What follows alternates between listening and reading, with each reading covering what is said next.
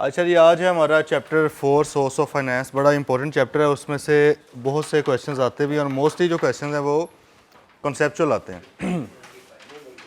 ठीक है, source of finance से मुराद है जी आपने पैसा कहाँ से इकट्ठा करना है, ज़रिया क्या है पैसा इकट्ठा करने का। फाइनेंस से मुराद आप कह लें पैसा है, कैपिटल है।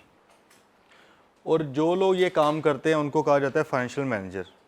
ठीक है, CFO भी आप कह सकते हैं, फाइनेंस बिजनेस पार्टनर कह लें, लेकिन असल में वो फाइनेंशियल मैनेजर ही होते हैं। उन लोगों ने सारा ये कुछ देखना होता है। पहले यदि फाइनेंशियल मैनेजमेंट की एक डेफिनेशन दी हुई है बुक में वो हमें पता है कि आपने जो पैसा इकट्ठा करना, 3 एक्टिविटीज़ उनकी बताई हुई हैं। सबसे पहली क्या है, फाइनेंशियल प्लानिंग, कि आप प्लान करते हो कि अगले साल में, 6 माह में, 5 साल में, 3 साल में कितना इनफ्लो होगा। हमारा इनफ्लो से मुराद है इनकम, सही है, रिसीट कितनी होगी और आउटफ्लो कितना होगा हमारा, वो आप पहले प्लान कर लेते हो। अब अगर आपका इनफ्लो कम है और आउटफ्लो ज़्यादा है, इसका मतलब जो ऊपर वाला अमाउंट है, जो ऊपर वाली जो आपने गैप आ रहा है बीच में, उसको आपने फिल किस तरह करना है, उसको कहते हैं फाइनेंसिंग करना, पैसा इकट्ठा करना। इस चैप्टर में हमने बेसिकली सिर्फ ये दूसरी एक्टिविटी पढ़नी है। प्लानिंग नहीं हम पढ़ रहे, हम पढ़ रहे हैं फाइनेंसिंग। अब अगर पैसा सरप्लस में आ जाए, आपके पास इनफ्लोज ज़्यादा हैं और आउटफ्लो कम है, फिर ऊपर वाला पैसा जो बच गया है, ये पॉजिटिव जो रकम है, इसका क्या किया जाए, वो इन्वेस्ट करना होता है। तो बेसिकली 3 एक्टिविटीज़ हैं, प्लानिंग, फाइनेंसिंग एंड इन्वेस्टमेंट। लेकिन इस चैप्टर में हमने सेकंड बस पढ़नी है। फाइनेंशियल मैनेजमेंट की जो डेफिनेशन स्टार्ट में एक दी हुई है आर्ट एंड साइंस वाली, वो अक्सर पेपर में आ जाती है, तो उसको आप लोगों ने देख लेना है ज़रा। अच्छा जी, अब ये जो पैसा इकट्ठा किया जाता है इसके लिए हमारी 3 स्टेटमेंट्स, 3 फाइनेंशियल स्टेटमेंट्स बड़ी रेलेवेंट है। टोटल कितनी होती है फाइनेंशियल स्टेटमेंट्स? 5 होती हैं।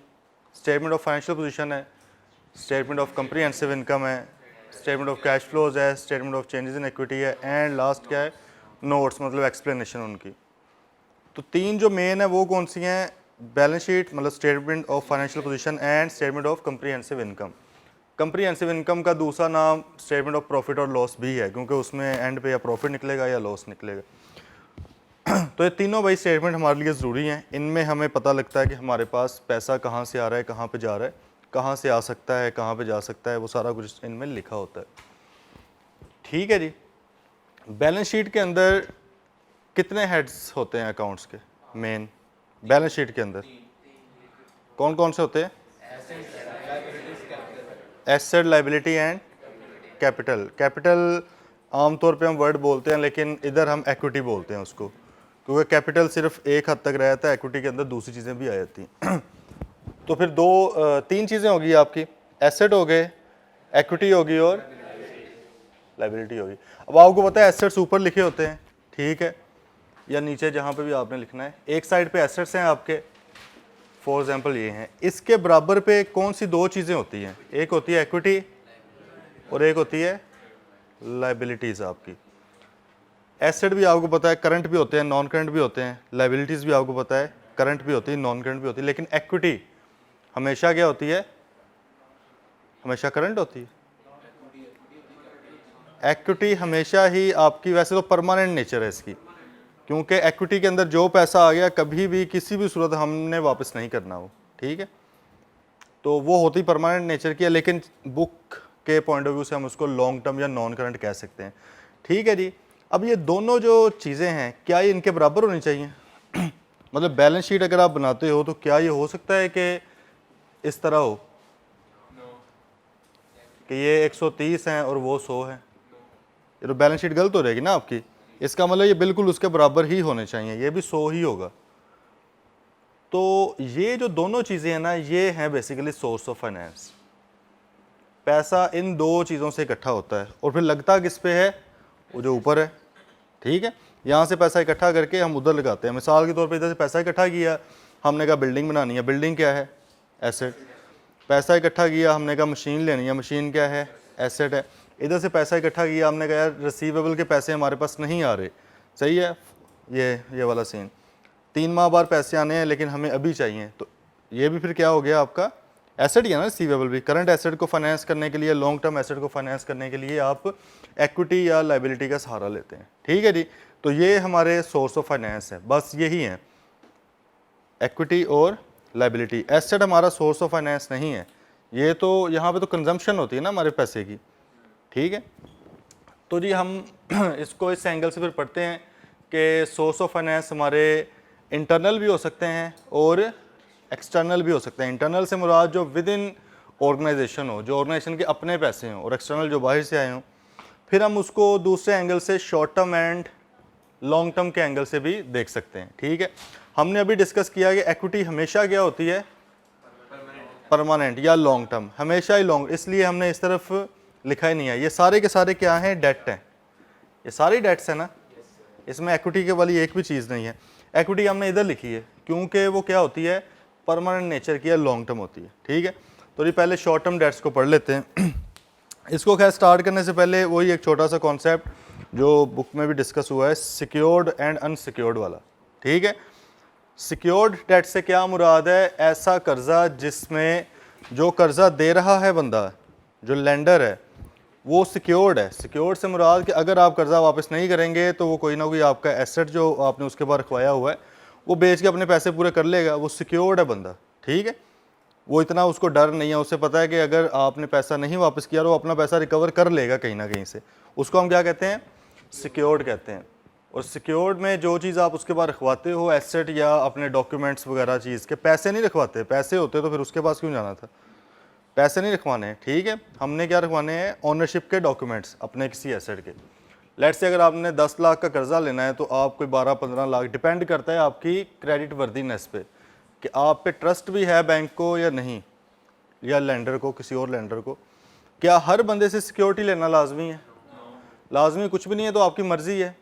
फॉर एग्ज़ाम्पल आप एक कंपनी है, आपके किसी और दोस्त की कंपनी थी, उसने कहा कि यार हमें आप लोन दे दो, आपको ट्रस्ट है कि यार ये वापस कर देंगे, क्या आप उससे लेंगे सिक्योरिटी, नहीं लेंगे, ठीक है। बैंक है, बैंक के पास कोई बहुत बड़ा बिजनेसमैन आ गया, उसने कहा यार मुझे कर्जा दें कोई 10 करोड़ रुपए का, अब बैंक को पता है अरबोंपति बंदा है, उसने क्यों उससे सिक्योरिटी लेनी है, ठीक है। लेकिन जैसे ही कोई जिशांत की तरह का बंदा चला गया, बैंक शायद 100 रुपया देते हुए भी सोचे, ठीक है। तो इसका मतलब सारा कुछ डिपेंड किस पे करता है, क्रेडिट वर्दीनेस पे, ठीक है। अच्छा, अब क्रेडिट वर्दीनेस का मतलब सिर्फ ये नहीं है कि आप पैसे वापस नहीं करते, ये भी हो सकता है कि बैंक को आपके बैकग्राउंड का पता ही नहीं है, उसको आपकी हिस्ट्री का पता ही नहीं है कि आप, जिसको हम कहते हैं क्रेडिट हिस्ट्री होना, ठीक है। अगर आपकी कोई क्रेडिट हिस्ट्री नहीं है, बैंक को नहीं पता कि यार आप पैसे वापस करते भी हो या नहीं करते, ठीक है, तो बैंक आपको पैसे देते हुए हेजिटेट करेगा। यार इधर आ जाएं मुबश्शिर साहब, बच्चा ही है वो, ठीक है भाई। तो सिक्योर्ड भी हो सकता है, अनसिक्योर्ड भी हो सकता है। सिक्योरिटी कहते हैं उसको, और क्या कहते हैं आपको लिखवाइए, मॉर्गेज कहते हैं, और प्लेज कहते हैं, और कोलेटरल कहते हैं, और चार्ज कहते हैं, ठीक है। गारंटी नहीं कहते भाई, गारंटी और चीज़ है, गारंटी और चीज़ है। गारंटी से मुराद होता है अगर कोई और बंदा आपकी ज़मानत दे दे कि यार अगर ये नहीं पे करेगा, वो नहीं, वो भी एक सिनेरियो हो सकता है सिक्योरिटी का, लेकिन वो जो कोलेटरल है उसके ज़ुमरे में नहीं चीज़ आती है, वो भी एक आपकी सिक्योरिटी। अच्छा जी, तो शॉर्ट टर्म डेट्स अभी हम पढ़ने लगे हैं। सबसे पहले आ गया ट्रेड क्रेडिटर्स। इससे मुराद है जब आपको गुड्स या सर्विसेज कोई बंदा देता है, पैसे नहीं देता उधार पे, क्या रहता है, गुड या सर्विसेज देता है। फाइनेंशियल मैनेजमेंट के अंदर ना दो तरीके हैं पैसे को मैनेज करने के, एक है कि इनफ्लोज को बढ़ाओ, बाहर से पैसा लेकर आओ, ठीक है, या अंदर से भी इक्विटी के तौर पे भी, और दूसरा तरीका क्या है, आउटफ्लोज को रोको। रोकने का मतलब ये नहीं है कि जो चीज़ करनी है वो ना करो। मिसाल के तौर पे आपने एक एसेट लेना 10 लाख का, आपने कहा एसेट ही ना लो, रुक गया कैश, बाहर नहीं जाएगा, ये तो फिर फाइनेंशियल मैनेजमेंट तो ना हुई ये, ठीक है। आपने चीज़ भी लेनी है लेकिन आपने पैसे को भी मैनेज करना है। आपने कहा 10 लाख रुपए की मैंने एक चीज़ लेनी है, अब आपके पास दो तरीके हैं, या तो कोई कर्जा वगैरह लेके इनफ्लोज बढ़ा के आप उसको खरीदोगे, या आप उधार पे खरीद लोगे। उधार पे खरीदने से क्या होगा, फॉर द टाइम बिंग आपके जो आउटफ्लो हैं वो रुक जाएंगे, ठीक है। तो ट्रेड क्रेडिटर्स इसी की एक एग्जांपल है कि आप गुड्स या सर्विसेज क्या करते हैं जी, उधार के ऊपर खरीदते हो। इससे क्या होता है कि टेम्परेली आपके बिजनेस से पैसा आउट नहीं होता, कोई 15-20 दिन, महीने, 1.5 महीने बाद जो भी आपका क्रेडिट पीरियड है उसके बाद पैसा जाएगा। क्लियर है, एक ये तरीका है पैसे को मैनेज करने का। और ये क्या होता है, अनसिक्योर्ड होते हैं आमतौर पे, ठीक है, क्योंकि आपको पता है कारोबार के अंदर उधार ज़रूरी है। उधार एक जंग है, इसलिए बंद है। और क्या लिखा होता है, उधार एक जादू है। अच्छे वाला सुना है, प्यारे वाला तो नहीं मैंने सुना। तो इसका और क्या है, आज नकद कल उधार है। तो इसका मतलब यही है कि भाई उधार रोकते हैं लोग, लेकिन आपको पता है हर बिजनेस के अंदर चलता है। आप भी उधार पे सेल करते हो, लोग भी आपको उधार पे सेल करते हैं, तो उधर से आप पैसा थोड़ा सा मैनेज कर सकते हो। क्लियर है बात। दूसरा है बैंक लोन्स। ये तो प्रॉपर हमने हमेशा सुनी भी हुई है चीज़ कि बैंक से किस तरह लोन लिए जाते हैं। बैंक के पास आप जाते हो, बैंक वही आपकी क्रेडिट वर्दीनेस चेक करेगा कि भाई क्या आप पैसे वापस कर सकते हो या नहीं कर सकते, उस हिसाब से आपको पैसे देगा। अगर बैंक को आप पे शक है बहुत ज़्यादा तो वो इनकार कर देगा, अगर थोड़ा शक है तो वो कहेगा कि यार चलो फिर इंटरेस्ट रेट ज़्यादा दो। ज़रूरी नहीं है कि बैंक हर किसी के ऊपर एक ही तरह का इंटरेस्ट रेट लगाए, ठीक है, या कह सकता है कि आपको ज़्यादा अमाउंट दे देते हैं, आपको कम अमाउंट दे देते हैं। इसलिए हम ऐसी चीज़ों को क्या कहते हैं, OTC, ओवर द काउंटर, जो आप जाके डिस्कस करके अपने मुताबिक बनवाते हो चीज़, कस्टमाइज प्लान आप अपना लेते हो। तो बैंक लोन आपका शॉर्ट टर्म भी हो सकता है एंड लॉन्ग टर्म भी हो सकता है, सही है। शॉर्ट टर्म के अंदर जाहिर है पैसे भी कम मिलेंगे, कोई बैंक है वो बहुत ज़्यादा रिस्क नहीं लेगा कि आपको अरबों रुपया दे दे एक साल के लिए, थोड़े पैसे देंगे। और लॉन्ग टर्म के अंदर क्या होता है, पैसे भी ज़्यादा हैं। शॉर्ट टर्म के अंदर क्योंकि पैसे थोड़े हैं तो डॉक्यूमेंटेशन भी कम है, और जो चार्ज है, जो सिक्योरिटी है वो भी कम है या कई बार नहीं भी होती, ठीक है। लॉन्ग टर्म के अंदर क्योंकि पैसे बहुत ज़्यादा हैं तो आपको पता है सिक्योरिटी भी फिर उसकी ज़्यादा वो लेंगे। इंटरेस्ट रेट जो होता है शॉर्ट टर्म के अंदर, इंटरेस्ट रेट जो है परसेंटेज है वो हाई होती है, क्योंकि बैंक के पास सिर्फ एक साल की विंडो होती है ना कमाने की, अब उसकी के अंदर कमाना होता है, इसलिए वो इंटरेस्ट रेट हाई रखता है। लेकिन जो अमाउंट बनती है, जो पैसे बनते हैं वो स्टिल कम बनते हैं, क्योंकि इंटरेस्ट जो होता है वो अप्लाई होता है टाइम के हिसाब से। जितना ज़्यादा ड्यूरेशन के लिए आप कर्जा लोगे उतना ज़्यादा इंटरेस्ट होगा। अब आपने कर्जा लिया ही मैक्सिमम एक साल के लिए तो कितना का इंटरेस्ट बन जाएगा। इंटरेस्ट रेट क्या होता है शॉर्ट टर्म में, हाई, लेकिन अमाउंट, इस केस में क्या होता है, इंटरेस्ट रेट लो होता है लेकिन अमाउंट इतनी बन जाती है, क्योंकि 3-4 साल 5 साल के लिए आप कर्जा ले लेते हो, कई लोग तो 20-20 साल के लिए भी लेते हैं, ठीक है भाई। हाँ जी, कर्जा परपेचुटी में नहीं होता। परपेचुटी से मुराद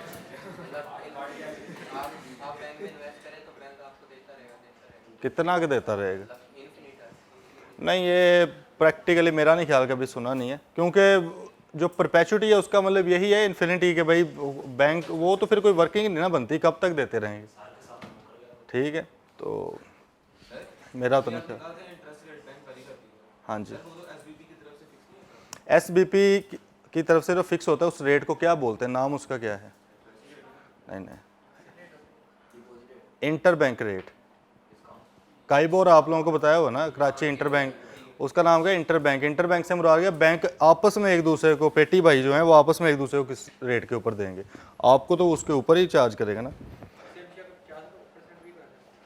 डिपेंड करता है आपकी शक्ल पे जाहिर है, मतलब कि अगर बैंक को आप पे है, आप पे तो मेरे 500% कम से कम लगेगा, तो भाई डिपेंड ही करता है ये सारा कुछ ट्रस्ट वर्दीनेस पे।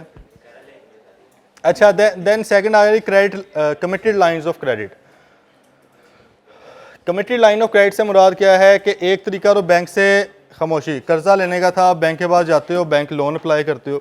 मिसाल के तौर पे आपने एक मशीन लेनी थी, आपने बैंक से लोन ले लिया, पता नहीं मशीन अब लेनी भी है नहीं, लेकिन इंटरेस्ट तो पे करना पड़ना है। दूसरा, एक बैंक आपको बड़ी अच्छी प्यारी सी फैसिलिटी देता है, बैंक कहता है कि यार अगर आपको नहीं पता कि आपने कितनी अमाउंट लेनी है और कब लेनी है, तो आप क्या करें, जब आपको पता होगा ना आप उस वक्त आ जाए मेरे पास। अभी फ़िलहाल आप मेरे साथ एक एग्रीमेंट कर लें कि up to this amount and up to this time मैं आपसे अमाउंट ले सकता हूँ इतनी, और ये आमतौर पे छोटी अमाउंट होती है। मिसाल के तौर पे मैं बैंक के पास गया, मैंने कहा कि आज डेट है 11 मई, मैं आपसे 11 नवंबर तक 10 लाख तक कोई भी अमाउंट ले सकता हूँ, और जितनी बार मर्जी में आऊँ, ठीक है, क्योंकि फ्यूचर में मैंने कुछ पेमेंट्स करनी है, लेकिन पाकिस्तान में डॉलर के जो रेट हैं, मैंने लेट से कोई इंटरनेशनल पेमेंट्स करनी है, मुझे पता नहीं है मैंने कितनी पेमेंट करनी है और कब करनी है, ठीक है। तो मैं आपके साथ एक एग्रीमेंट कर रहा हूँ कि अगले 11 नवंबर तक 10 लाख तक मैं आपसे कोई भी अमाउंट उधार पे ले सकता हूँ। आपने इसलिए वो 10 लाख ना साइड पे रख देना है, ये ना होगा मैं दोबारा हूँ आप फिर से कहीं डॉक्यूमेंट्स लेके आओ, एग्रीमेंट कुछ नहीं मैंने करना, अभी कर लो जो करना है। आइंदा मैं सिर्फ क्या करूँगा, पेज लेके आया करूँगा, पेज के ऊपर लिखा होगा।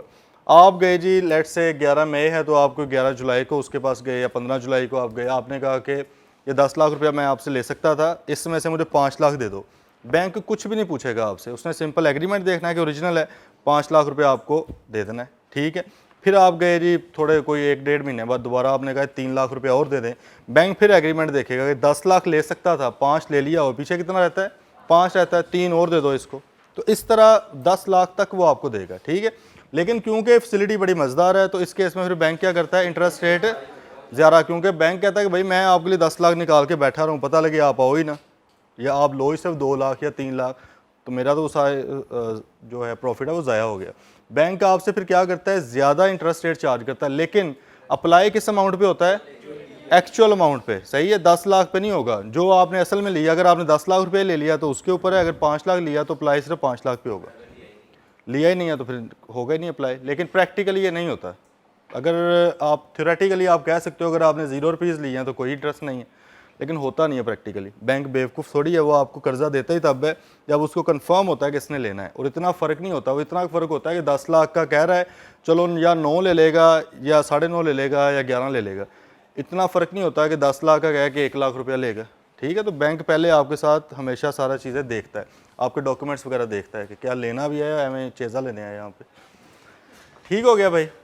देन आगे फैक्टरिंग, ये देख लेते हैं पहले, फैक्टरिंग या डिस्काउंटिंग ऑफ रिसीवेबल, या तीसरा नाम क्या है, सेलिंग इनवॉइसेस, ठीक है। आप जिस तरह उधार पे चीज़ें लेते हो, तो जिनसे आप चीज़ें या सर्विसेज उधार पे लेते हो वो आपके क्या बन जाते हैं, क्रेडिटर्स, पेएबल होते हैं ना।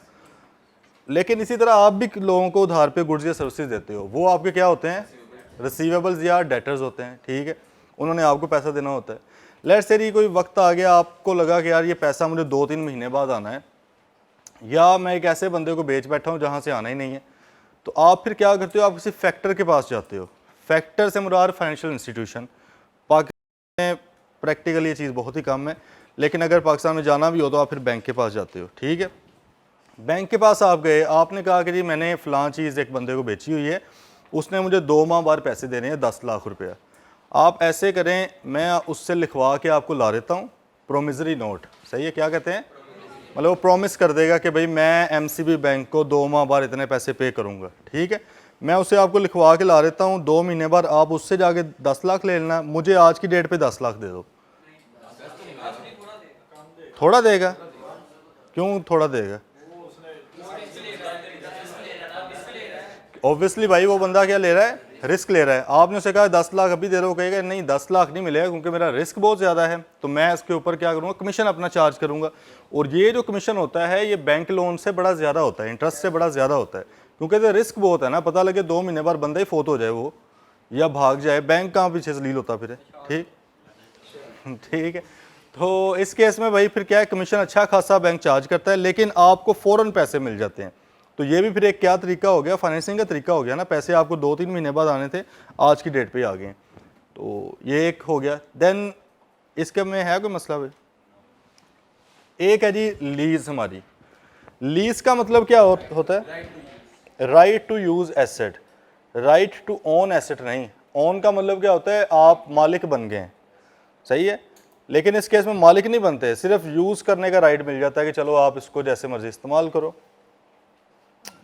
राइट टू यूज़ के केस में इसको हम कहते हैं लीज़, ठीक है। जो बंदा अपना राइट टू यूज़ वो सेल कर रहा है, अपना एसेट पकड़ा रहा है कि भाई आप इसको इस्तेमाल करें, उसको क्या कहते हैं भाई, लेसर कहते हैं। अली रज़ा इजी रहना है तूने, क्या कहते हैं भाई, लेसर कहते हैं। और जिसको वो सेल किया जा रहा है राइट, वो लेसी कहलाता है, चलो लस्सी कह लो, याद रखना बस। तो भाई लेसर है या उधर से लेसी है, ठीक है। जो पीरियड होता है, जिस टाइम पीरियड के लिए एसेट दिया जाता है, साल के लिए, 2 साल, 5 साल, 10 साल, उसको क्या कहते हैं, क्या कहते हैं भाई, लीज टर्म कहते हैं, सही है, उसको लीज टर्म कहते हैं। जो वो किस्तें पे करता है, उसकी जो पेमेंट्स करता है, उसको क्या कहते हैं, लीज रेंटल्स या लीज पेमेंट्स कहते हैं उसको, ठीक हो गया। अच्छा, अब इस केस में क्या है जी, ऑपरेटिंग लीज से मुराद है अगर एसेट आपने लिया है साल तक के लिए, 1 साल, 1.25 साल के लिए, ठीक है, फिर वो है आपकी operating lease, short term lease है।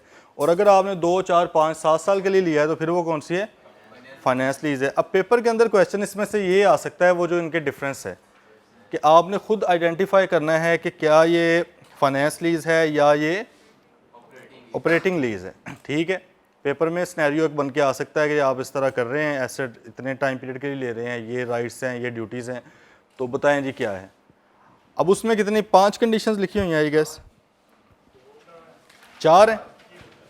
ठीक है, एक वो शॉर्ट टर्म लॉन्ग टर्म वाली कर लो ना।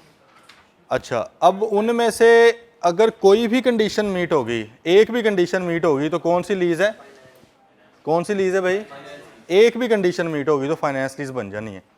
और अगर एक भी मीट ना हो तो फिर जाके ऑपरेटिंग बननी है। ठीक है, मिसाल के तौर पे पहली उसमें कंडीशन हम देख लेते, टाइटल की है। टाइटल से मुराद है ओनरशिप, सही है, कि क्या ऑपरेटिंग लीज के केस में लीज टर्म एंड होने पे टाइटल ट्रांसफ़र होता है या इधर होता है, इस केस में होता है।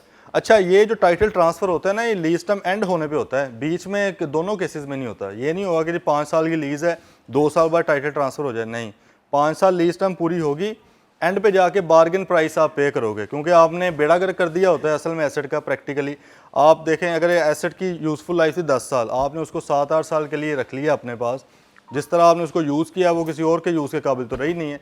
फिर आप जाके जो लेसर होता है उसको कहते हो कि देखो भाई ये बिकनी तो है नहीं, ऐसे करो तुम मुझे इस रेट के ऊपर दे दो, बार्गेन करते हो उसके साथ, बार्गेन परचेज ऑप्शन, BPO भी इसको कहते हैं, वो आप करके तो उससे ख़रीद लेते हो, देन जाके आपके नाम पे टाइटल ट्रांसफ़र होता है। क्लियर है, इस केस में ऐसा कुछ भी नहीं है। दूसरा क्या है, repair and maintenance, running cost, repair and maintenance. Operating lease के अंदर क्योंकि मैक्सिमम 1 साल के लिए आपने लेना होता है एसेट, तो जो लेसर होता है वो कहता है यार तुम ऐसे करो, ये इसकी जो भी रिपेयर मेंटेनेंस होगी मैं करवाऊंगा, पता नहीं तुम साल के अंदर किस मैकेनिक के पास ले जाओ, इसको ख़राब कर दो, असल में तो चीज़ मेरे पास आनी है ना बाद में, तो मैं इसका खुद ही ख्याल रखूँगा। ठीक है, वो रिपेयर मेंटेनेंस या रनिंग कॉस्ट वगैरह है वो ये बियर करता है, ट्यूनिंग श्यूनिंग सर्विस वगैरह। इस केस में वो कहता है कि नहीं, क्योंकि तुमने ही रखना है एसेट लंबे पीरियड के लिए, और इसमें ना आम तौर पे ज़ेन यही होता है कि एंड पे टाइटल भी ट्रांसफ़र होगा, ये आम तौर पे होता है, पहले से एग्रीड होता है कि भाई एंड पे मैं ख़रीद लूँगा इसको। ठीक है, तो फिर वो कहता है यार तुम अपने हिसाब से इसको मैनेज करो। क्लियर है। देन हमने फिर 2 इसमें जो थोड़ी सी चीज़ें, एक तो बड़ी ईजी है यूज़फुल लाइफ वाली, वो क्या है, अगर आपने पहचानना हो कि ऑपरेटिंग है या फाइनेंस लीज है, आपने देखना है कि एसेट की इकोनॉमिक यूज़फुल लाइफ क्या है। सही है, इकोनॉमिक लाइफ उसकी क्या है, कब तक ये आपको इकोनॉमिक बेनिफिट्स दे सकता है। अच्छा, एसेट का आपको पता है ना, एसेट की डेफिनेशन क्या है, क्या डेफिनेशन है?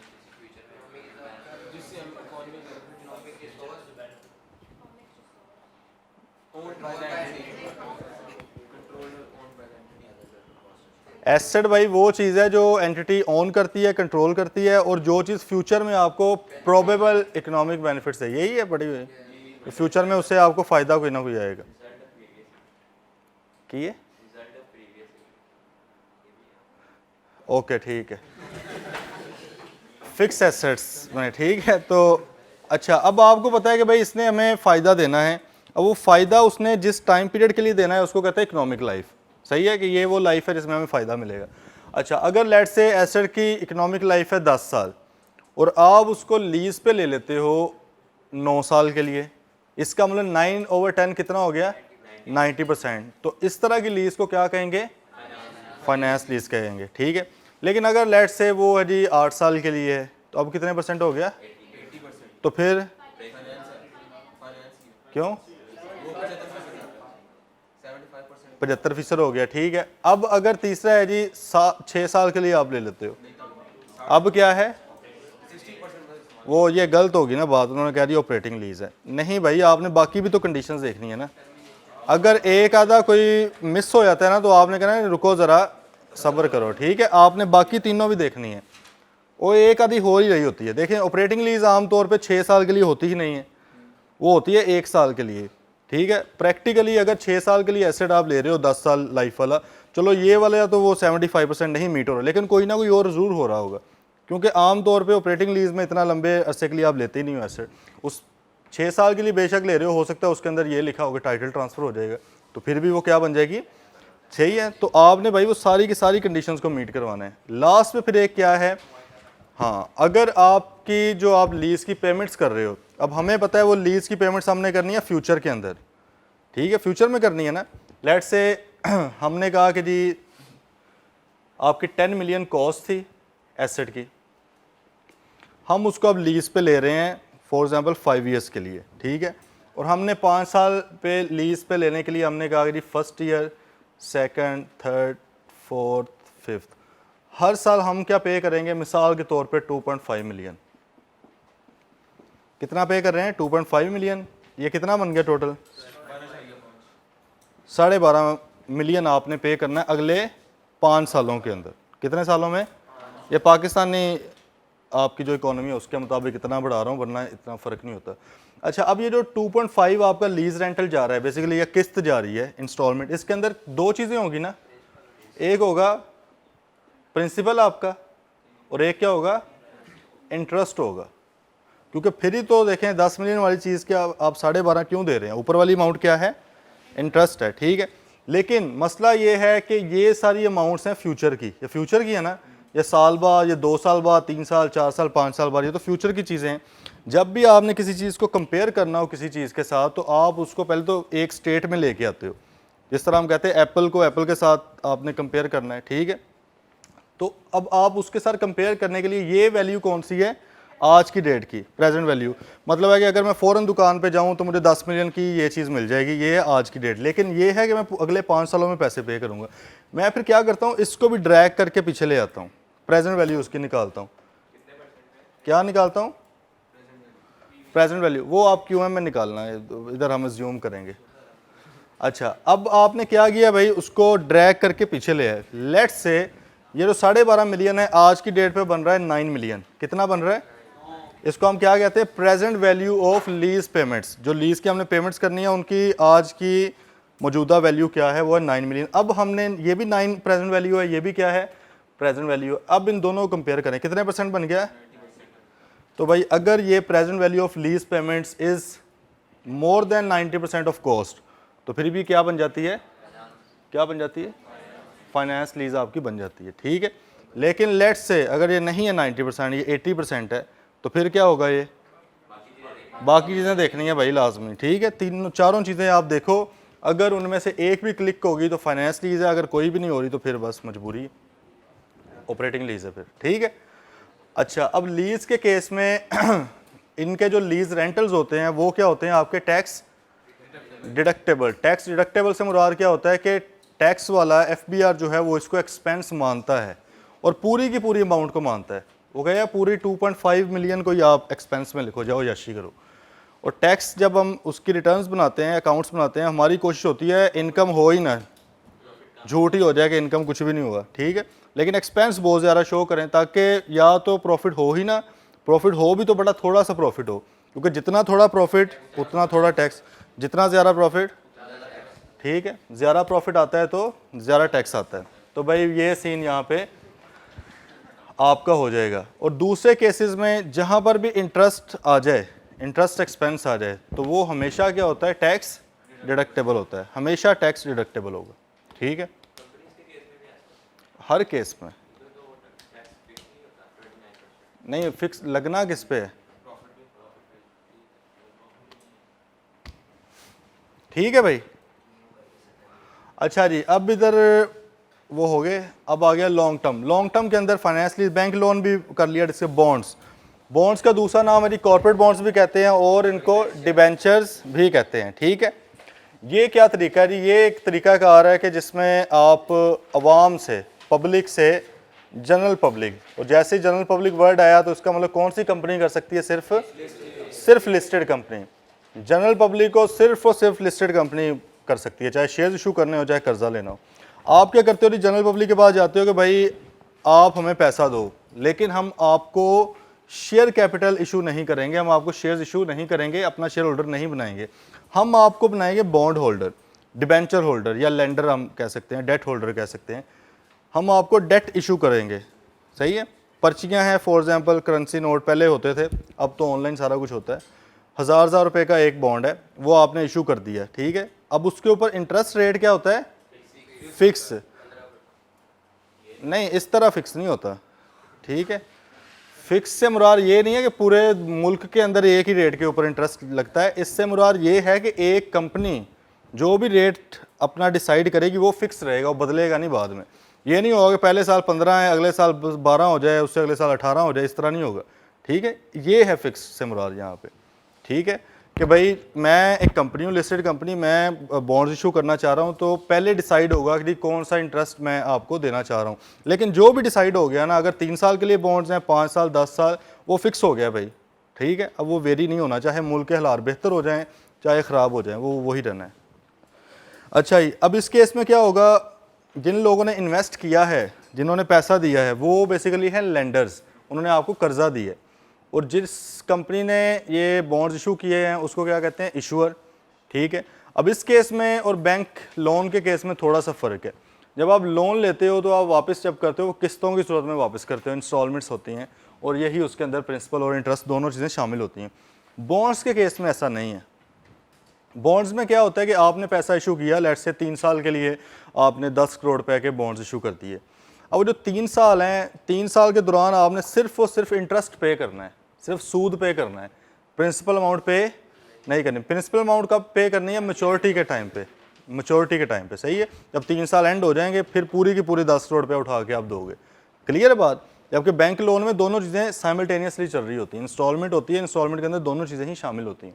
अब यहाँ पर भी क्योंकि इंटरेस्ट आ गया, तो इंटरेस्ट यहाँ पे भी क्या है, टैक्स डिडक्टेबल है, कंपनी इसको एक्सपेंस के तौर पे लिख सकती है। ठीक है, जो कंपनीज है जिनकी क्रेडिट रेटिंग अच्छी है, क्रेडिट रेटिंग से मुराद क्या है कि उनका पैसा वापस करने का जो वकार है, जो नाम है मार्केट में बना हुआ, वो अच्छा है, मयार है जो उनका, सही है। तो जिनका तो अच्छा है वो फिर क्या करते हैं, कम इंटरेस्ट रेट के ऊपर भी इशू करते हैं। लोगों को पता होता है यार पैसा आ ही जाना है, क्योंकि हमें पता है greater the risk greater the return. जहाँ पे जो लेंडर होगा उसको रिस्क ज़्यादा फील होगा, वो आपसे ज़्यादा इंटरेस्ट मांग लेगा, जहाँ उसको कम रिस्क फील होगा वो कम इंटरेस्ट मांगेगा। ठीक है, और एक चीज़ इसमें क्या थी कि ये कन्वर्टेबल होते हैं, कन्वर्टेबल इनटू शेयर्स। ठीक है, कि आप इनको शेयर्स में भी कन्वर्ट करवा सकते हो, ऑप्शन होता है, कोई ज़बरदस्ती नहीं है। अगर आपका नहीं मूड तो ना करवाएं। मूड कब होता है आपका, जब आप देखते हो कि कंपनी ग्रो कर रही है, इसका मालिक बनना फ़ायदे में हमारे। ठीक है, तब आप करवा लेते हो। अगर कंपनी नहीं ग्रो करी तो तब नहीं भी करवाते। हाँ जी, है जी इसमें कोई सवाल? अच्छा, देन लास्ट पे रहेगी एक्विटी। एक्विटी से मुराद क्या है, अपना पैसा। और अपना पैसा आपने कभी भी किसी को वापस करना है? जब लिया ही नहीं किसी से तो वापस क्यों करें, ये तो अपना है। ठीक है, हमने शेयर्स इशू किए हैं, हमने पैसा नहीं लिया, हमने अपना एसेट बेचा है, अपनी ओनरशिप बेची है ना। तो किसी आपसे तो नहीं लिए पैसे, आपको तो एक ये चीज़ मार्केट बेची है और पैसे ले लिए, तो पैसा मेरा हो गया ना। ठीक है, अब और इसी तरह रिटेन अर्निंग का भी, शेयर कैपिटल और रिटेन अर्निंग, दो चीज़ें एक्विटी के अंदर फ़िलहाल आप पढ़ते हो, आगे जाके इसमें और चीज़ें भी ऐड होती जाएंगी, बड़े हो जाओगे। शेयर कैपिटल है और दूसरा क्या है, रिटेन अर्निंग। शेयर कैपिटल से मुराद क्या है जी? शेयर कैपिटल क्या होता है? कितने का शेयर बिकेगा, ये कहाँ से बातें आ गई है? वो तो शेयर प्राइस कहते हैं उसको। शेयर कैपिटल, हाँ, जो आप शेयर्स इशू करते हो लोगों को और लोगों से आप पैसे लेते हो, वो आपका क्या होता है, शेयर कैपिटल। क्योंकि कैपिटल का बेसिकली मतलब पैसा है ना, मनी है। तो आप कह लें कि जो आपने शेयर्स इशू किए हैं अपनी कंपनी के, ओनरशिप आपने सेल किया, तो बदले में जो आपके पास पैसा है उसको आप क्या कहते हो, शेयर कैपिटल कहते हो। ठीक है, अब दो तरह के आप शेयर्स इशू कर सकते हैं, एक ऑर्डिनरी और एक कौन से, ऑर्डिनरी। हमने पूरे I2B के अंदर जहाँ पे पढ़ा है कि जी शेयर होल्डर्स होते हैं, वो यही वाली डिस्कस हो रहे होते हैं, कॉमन या ऑर्डिनरी, दूसरा नाम इनका क्या है, कॉमन शेयर होल्डर। ठीक है, तो ये दो तरह के आपके शेयर होल्डर्स हैं। इन दोनों में फ़र्क क्या है जी? ऑर्डिनरी शेयर होल्डर्स वो शेयर होल्डर्स हैं जिनके पास वोटिंग राइट होता है। सबसे इंपॉर्टेंट चीज़, वोटिंग राइट का मतलब क्या है, डिफरेंट मौके पे ये वोट कर सकते हैं। डायरेक्टर्स जब बनने होते हैं वहाँ पे वोटिंग होती है, ये नीचे वाले नहीं कर सकते वोट, ये कर सकते हैं। तो हम कह सकते हैं कि प्रैक्टिकली सिर्फ ऑर्डिनरी शेयर होल्डर्स ही डायरेक्टर बनते होंगे क्योंकि वोट ही उनके पास है। AGM आपकी होती है, एनुअल जनरल मीटिंग, डायरेक्ट आपने ऑडिटर्स अपॉइंट करने हैं, वहाँ पे ये वोट करते हैं। कोई भी आपने बड़ा प्रोजेक्ट, जब भी वोटिंग की बारी आएगी सिर्फ ये लोग वोट करेंगे। ठीक है, एक तो ये है, प्रेफरेंस वाले वोट नहीं कर सकते, ये फर्स्ट फ़र्क है। देन आप जो डिविडेंड उनको पे करते हो, प्रेफरेंस वालों को कौन सा डिविडेंड पे होता है? अब फिक्स से मुराद यहाँ पे वो नहीं है कि हर कंपनी एक ही पैसे तरह के, इसका मतलब ये है कि पहले से एग्री हो जाता है, ये रेट है, पैसे नहीं एग्री होते, रेट एग्री होता है कि जो भी प्रॉफिट होगा उसका इतने % हम बांटेंगे आप लोगों में, ठीक है, वो फिक्स है। जबकि ऑर्डिनरी के केस में फिक्स नहीं है, वेरिएबल है। और वेरिएबल से मुराद क्या है, कम ज़्यादा या कभी कभी कुछ भी नहीं, सही है, प्रॉफिट के हिसाब से होगा। आप बेसिकली इनसे जाके रिक्वेस्ट करते हैं कि भाई पैसे इतने पड़े हुए हैं, इतने आपको इशू करने हैं, ये फिर अप्रूव उसको करते हैं, फिर आप कर लेते हो इशू, ठीक है।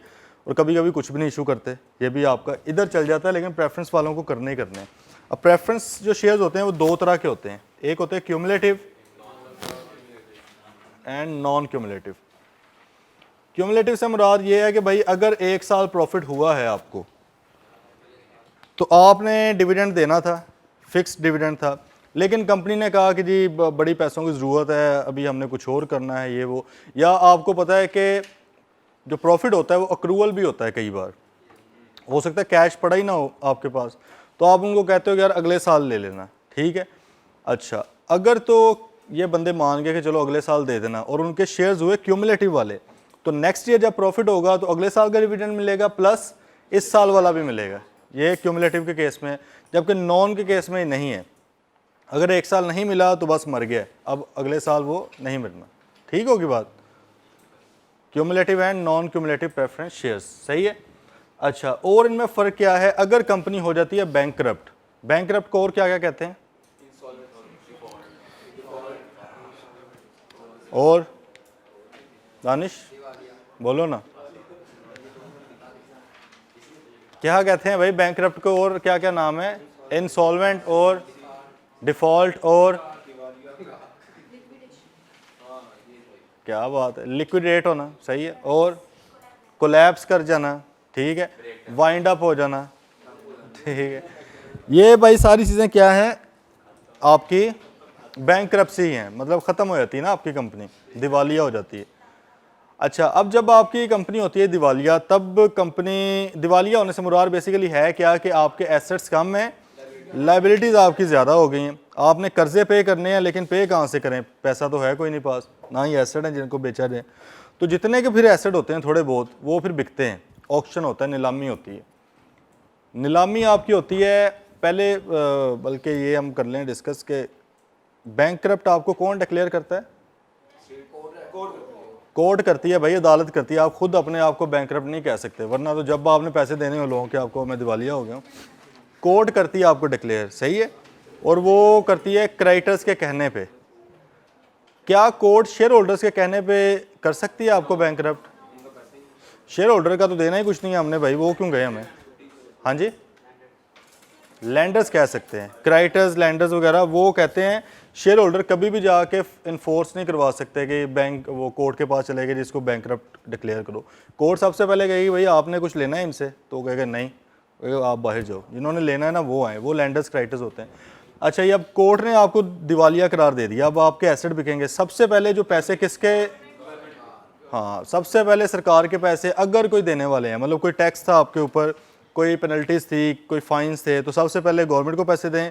अब कुछ पैसे बच गए हैं, तो सेकंड नंबर पे किन की बारी आएगी, लैंडर्स क्रेडिटर्स की, बेसिकली जिन्होंने आपको कर्जा दिया हुआ, चाहे वो क्रेडिट की सूरत में वो वाला दिया है, ट्रेड क्रेडिटर्स हैं, बैंक लोन्स हैं, कोई भी है उनके अंदर से, ठीक है। बेसिकली वो सारे के सारे क्या हैं, आपके लैंडर्स हैं, और इधर भी ये वाले लैंडर्स हैं सारे। इनमें से ये लोग आ जाएंगे, पहले हमें एडजस्ट किया जाए। पहले नंबर पर प्रैक्टिकली तो यही नहीं एडजस्ट होने, ठीक है, लेकिन अगर हो गए, क्योंकि असल में मसला तो इन्होंने किया था ना कि भाई हमने पैसे लेने हैं, ये दे नहीं रहे, ओनर्स का तो मसला ही नहीं था, पीछे तो ओनर्स रह गए ना इनके बाद, तो यहाँ इसके बाद आगे बारी जाती ही नहीं है प्रैक्टिकली। लेकिन लेट्स से थ्योरेटिकली चली भी जाए, तो फिर किसकी बारी आएगी तीसरे नंबर पे, प्रेफरेंस शेयर होल्डर्स की आएगी, ठीक है। पेपर के अंदर एक क्वेश्चन लास्ट आया है इसमें कि जब आपकी कंपनी लिक्विडेट होती है, बंद होती है, तो debt holders are ahead of equity holders, तो ये बात सही है, debt holders are ahead of equity. Ahead से मतलब क्या मुराद क्या होता है, पहले आते हैं ना, मतलब उससे आगे होते हैं, थोड़ी सी इंग्लिश भी आनी चाहिए इतनी मेरे ख्याल में। तो ये सही बात है, क्योंकि हमें पता है पहले नंबर पर गवर्नमेंट है, दूसरे नंबर पे डेट होल्डर्स हैं, लैंडर्स क्रेडिटर्स वगैरह, तीसरे नंबर पे प्रेफरेंस वाले हैं, और चौथे नंबर पे ऑर्डिनरी हैं। प्रेफरेंस और ऑर्डिनरी वाले कौन से पैसे ले सकते हैं कंपनी से, डिविडेंड सिर्फ, अगर वो भी डिक्लेयर्ड हो और अगर प्रॉफिट हो। प्रैक्टिकली आप बताओ कि अगर एक कंपनी दिवालिया हो रही है, उस साल कोई प्रॉफिट कमाया होगा उसने कहाँ कमाया, इनको बस हमें गोली दी हुई है, ऐसा इनको कुछ भी नहीं मिलता, ठीक है। नहीं तो वो पहले ऊपर नहीं दे के निकाल देंगे पैसे, इनकी तो बारी आनी नहीं है, वो तो ऊपर लैंडर वगैरह को निकल जाने हैं सारे पैसे। कंपनी जब बैंकरप्ट होती है ना, ऐसे नहीं होता कि अचानक ही 1 साल में बैंकरप्ट हो जाए। देखो अगर आपने किसी कंपनी को कोई कर्जा दिया हुआ है और वो 1 साल लेट से पूरा साल आपको वापस नहीं कर पाती, आपके फ़ौरन बैंकरप्ट करवाने उसको चले जाओगे। आपको पता है कि यार जब बैंकरप्ट होगी ना, इसके एसेट बिकेंगे तो वो सिर्फ मुझे नहीं मिलने हैं, बाकियों को भी मिलने हैं, हो सकता है मेरे हिस्से में कुछ भी ना है। आप फिर बस सब्र करते हो, अगर फंस तो गए हैं, चलो साल और सब्र कर लो, 2 साल शायद कंपनी चल पड़े, तो तब तक कंपनी का और बेड़ा गर्क हो जाता है, ठीक है। तो प्रैक्टिकली पीछे प्रॉफिट होता नहीं है।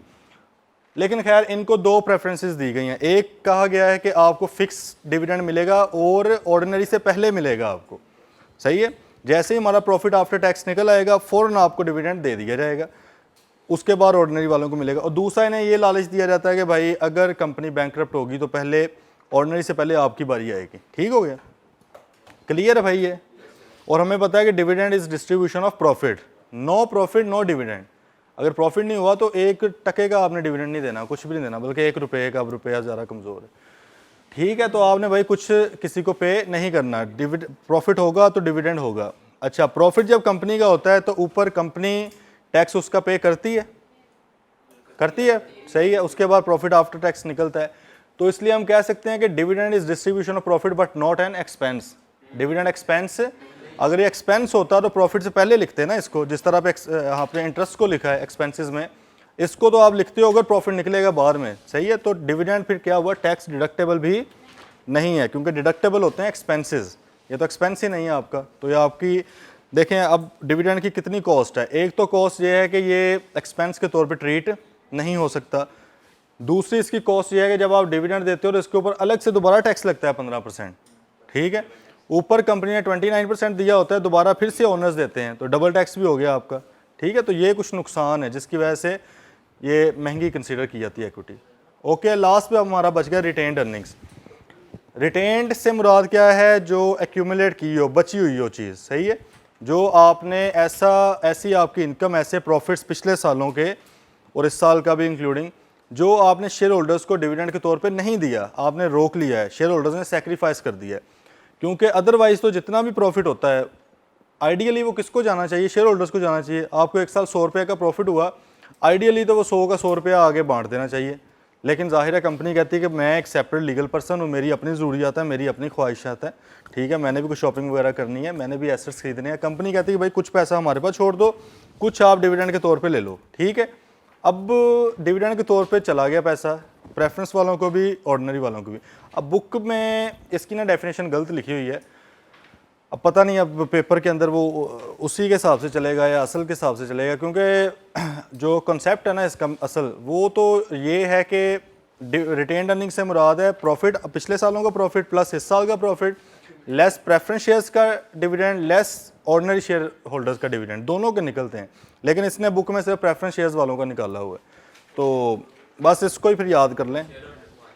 हाँ जी, मानते ही हैं तो होता है ये। क्या चीज़ मिलती बाद में, बाद में कब मिलनी है, वो मानते हैं कि भाई आप इन्वेस्ट करो, कंपनी ज़्यादा कमाएगी, अगले साल ज़्यादा प्रॉफिट ले लेंगे हम। अच्छा, वैसे ये दोबारा आपने बड़ी अजीब सी वैसे बात कर दी, हम कर लेते हैं डिस्कस। अभी हमने डिस्कस किया कि dividend is distribution of profit, word है भाई, उसकी कोई अहमियत है। Retained earning is not profit. Retained earning और प्रॉफिट क्या बराबर है, नहीं है बराबर भाई।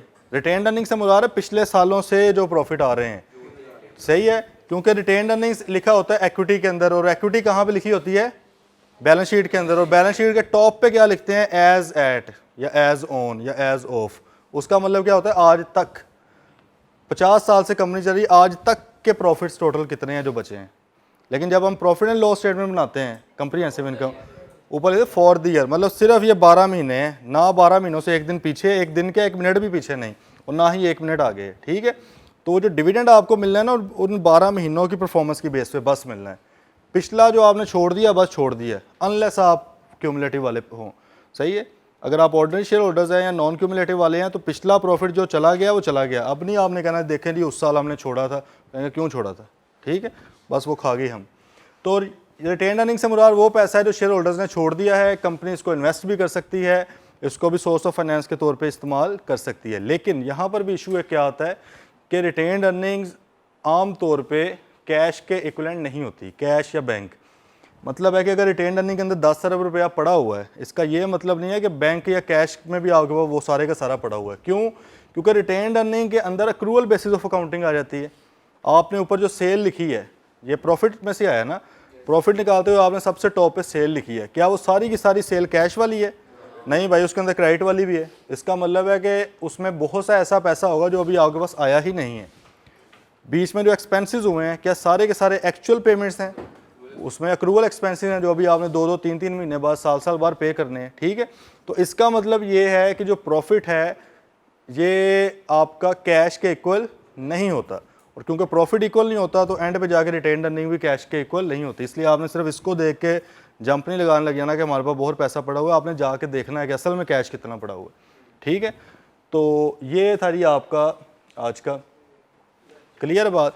लास्ट में एक चीज़ बता रहे हैं, क्या रिटेन्ड अर्निंग के ऊपर जो पैसा बचा हुआ है कंपनी के पास, कंपनी टैक्स देगी दोबारा? नहीं देगी भाई, कंपनी ने टैक्स सिर्फ और सिर्फ प्रॉफिट पे देना है, ये तो प्रॉफिट ही नहीं है। ठीक है, पैकिंग ऑर्डर थ्योरी थी, वो क्या कहती है कि जब आपने पैसा इकट्ठा करना है तो सबसे पहले रिटेन्ड अर्निंग से, सेकंड नंबर पे डेट से, और तीसरे पे शेयर्स की तरफ आपने जाना है। ठीक है, पहले पे कौन सी? फिर डेट, देन आपका शेयर्स इशुएंस। अच्छा, शेयर्स इशुएंस की वो टाइप्स रहेगी, सॉरी 3 टाइप्स होती हैं। किस तरह आप इशू कर सकते हो शेयर्स? कौन कौन से हैं भाई? Private placement, right issue and. Private placement से मुराद क्या है कि आप 2, 4, 5, 7 लोगों को प्राइवेटली, सही है, स्पेसिफिक लोगों को शेयर्स इशू कर दो। प्राइवेट कंपनी कर सकती है, प्राइवेट लिमिटेड कंपनी, क्योंकि वो 50 लोगों तक कर सकती है। ठीक, इससे ऊपर नहीं कर सकती। जो आपकी सिंगल मेंबर है प्रैक्टिकली वो नहीं कर सकती, क्योंकि वो सिंगल मेंबर के अंदर एक ही होना चाहिए, एक से ज़्यादा को तो हो ही नहीं सकता। पब्लिक अनलिस्टेड कंपनी कर सकती है प्राइवेट प्लेसमेंट, कर सकती है, जितने लोगों को मर्जी करे, लाखों को भी कर सकती है एक, लेकिन ग्राउंड में बिठा के उधर ही। क्योंकि प्राइवेट प्लेसमेंट में क्या कहा जाता है कि जो ऑडियंस है जिसको आपने शेयर इशू करना है वो स्पेसिफिक होनी चाहिए, आपको पता हो कि ये बंदा खरीद रहा है। ठीक है, देन थर्ड लिस्टेड कंपनी कर सकती है प्राइवेट प्लेसमेंट, वो भी कर सकती है, सही है। देन आगे राइट इशू। राइट इशू से मुराद क्या है? एग्जिस्टिंग शेयर होल्डर्स, जो ऑलरेडी आपके शेयर होल्डर्स हैं उनको ही मजीद शेयर इशू करना। क्योंकि आप कहते हो कि यार अगर बाहर से बंदा लाएंगे क्या होगा, ओनरशिप डाइल्यूट हो जाएगी, ओनरशिप कम हो जाएगी। अभी हम 5 शेयर होल्डर्स हैं, बाहर से 3 बंदे और आगे 8 हो जाएंगे, वो भी आ कहेंगे हमें डायरेक्टर बनाओ, वो भी कंट्रोल मांगेंगे। असल मसला कंट्रोल का है, तो आप उनको मजीद लोगों को नहीं लाना चाहते फिर आप, लेकिन आपको पैसा भी चाहिए। आप फिर एग्जिस्टिंग शेयर होल्डर्स का मिन्नत अल्लाह करते हो कि भाई ऐसे करो, आप लोग ही और पैसे दो और हम आपको मजीद शेयर्स दे देते हैं। तो इस तरीके को क्या कहते हैं? Right issue. ये कौन कौन सी कंपनी कर सकती है? तमाम कंपनीज कर सकती हैं। ठीक है, लास्ट में बच गया IPO, इनिशियल पब्लिक ऑफरिंग। जैसे ही बीच में पब्लिक का वर्ड आया, कौन सी कंपनी? सिर्फ और सिर्फ लिस्टेड कंपनी। IPO सिर्फ 5 बार बोलें ज़रा।